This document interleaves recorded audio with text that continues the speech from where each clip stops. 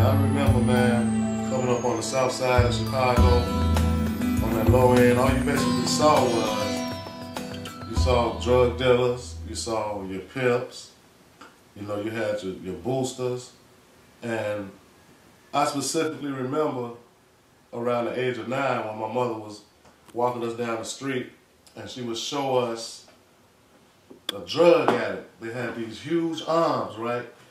And as I got older, we called them mitts, right? And she said, you never want to do that.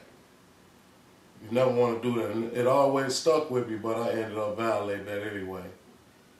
From the time I went to grammar school to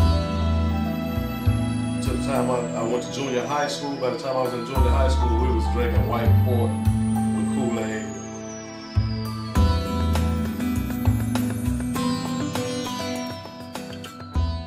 Tell you specifically, we smoking weed every day. Like I told you, we used to smoke the bus out, right? Right. That's cool. So, yeah, but my buddy, my get high buddy from high school, his brothers sold weed. They had pounds of weed, right? But they also sold coke. So one day, I used to always meet him on 87 Payne Drive. He was coming from over on Damon, which is further west. I would always meet him, and we would get on the bus and smoke our weed or whatever. One day, he pulls out this little white poly pack. It's cocaine. You're like, man, we finna step it up, right?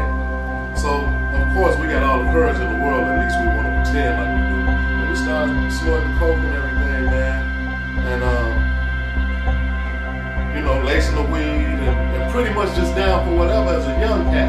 Okay, it's Monday morning. My man gonna hit me on the phone. He gonna be like, meet me at 87th at 7:30. Our first class is at 8 o'clock. I'm gonna get on the bus and we're gonna smoke 7:30 in the morning. Alright?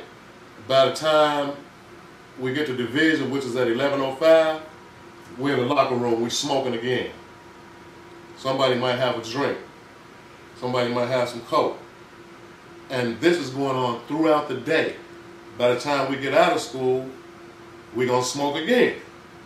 When I get to the crib and go and hang with the cats over in the area where I was, we're in the hallway smoking. Everything, my whole life was centered around getting weed, dressing, smoking, drinking, and just having fun, right? Or what I thought to be fun at that time. I got curious.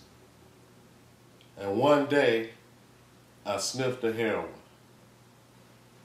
That was a day I'll never forget. That took me on the journey to penitentiaries. First of all, I moved out of my mother's house and moved down into the projects. I became, at that point, I became a true professional booster, thief, because I needed to supply my habit.